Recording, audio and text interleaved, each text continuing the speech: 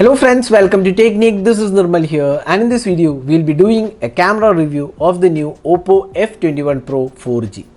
So Oppo F21 Pro 4G is the first device in the F21 series, and this device comes with a 64 megapixel triple camera setup, and it also has the Sony IMX709 sensor for the selfie camera. So this device is priced around 23,999, and for this price segment, how does the camera perform? That's what we're going to talk about in this detailed camera review. So before getting started, if this is your first time on this channel, do hit that red subscribe button and also hit the bell icon to get notified of all the videos we publish. So let's first have a look at the camera hardware. The Oppo F21 Pro 4G comes with a 64 megapixel sensor which is f1.8 aperture. Then you get a secondary 2 megapixel micro lens which can do 15x and 30x zoom, and a third 2 megapixel depth sensor.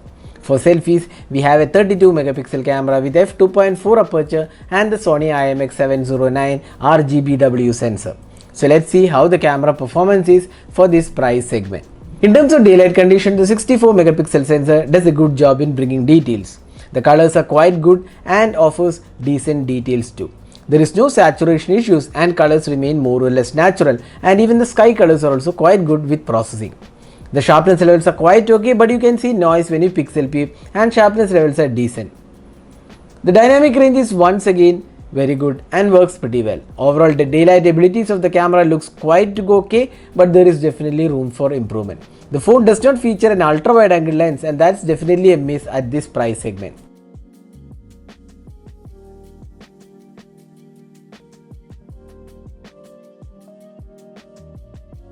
Moving on to the close-up shots, the phone comes with pretty good imaging capabilities, but here the colors look a bit too saturated, especially the reds and the greens.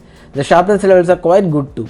The phone does come with a 2 megapixel micro sensor, and this can do 15x and 30x zoom, and you can toggle it from the interface. The micro mode is quite disappointing and images looks blur and lacking details. We are also not really impressed with the use case for a micro sensor instead of having a regular macro sensor. Now moving on to the portraits, the phone does a good job with portraits. The skin tones are also very good and the edge detection is implemented well. The portraits came out well. They are bright and offers good details too. Next up, the low light captures. The low light performance is average at its best in indoor lights or artificial lights for a phone in this segment. The sharpness levels are quite average too. When you turn on the night mode, the images are noisy and lacking details. There is too much of noise for a phone in this segment. The sharpness levels are average, and quite often we notice that images tend to be shaky with night mode turned on. Overall, night mode is disappointment for a phone in the sub 25k price segment.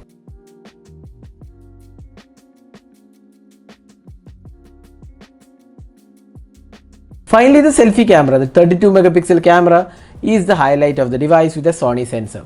The selfies turned out to be pretty good. Once again, we like the skin tones of selfies, and colors looks good along with good dynamic range as well. Since selfies are more of a personal choice, you can judge based on the images shown. The phone also has portrait mode for selfies, and here you have a bunch of options including AI options and also bokeh flare portraits. While it does a good job in selfies, it is nowhere close to the Oppo Reno series in terms of processing. The low light selfies are also quite decent overall, but it is noisy. Now moving on to the video recording, it can record videos only in 1080p at 30 fps, and it supports stabilization, and here the quality is decent but not class leading. Also, the stabilization could be better overall. The colors are good and details are also decent for the segment.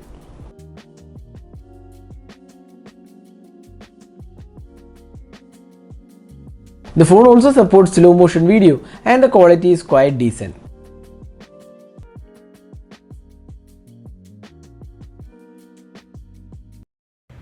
So this is the front facing camera sample taken with the Oppo F21 Pro. So it can record videos in 1080p resolution. So you can judge yourself how good the clarity of the videos and also the audio output from the front camera. So that is a detailed camera review of the Oppo F21 Pro 4G. The device has decent daylight captures, good portraits and good selfies, but things really go bad with micro lens and also noisy low light images and lack of 4K recording at this price segment. Overall, the Oppo F21 Pro disappoints us in the camera department and it needs improvement. But more importantly, the choice of Snapdragon 680 at this price segment is a big downside, and the ISP is showing up in the average quality of the images. So that is a detailed camera review of the Oppo F21 Pro. What do you guys think about the Oppo F21 Pro at this price segment? Do let us know your thoughts in the comment section. This is Nirmal signing off with a camera review of the Oppo F21 Pro. Hope you enjoyed watching this video. Do hit that like button and also hit the subscribe button for more videos. Thanks for watching. Hope to see you in our next video. Have a great day.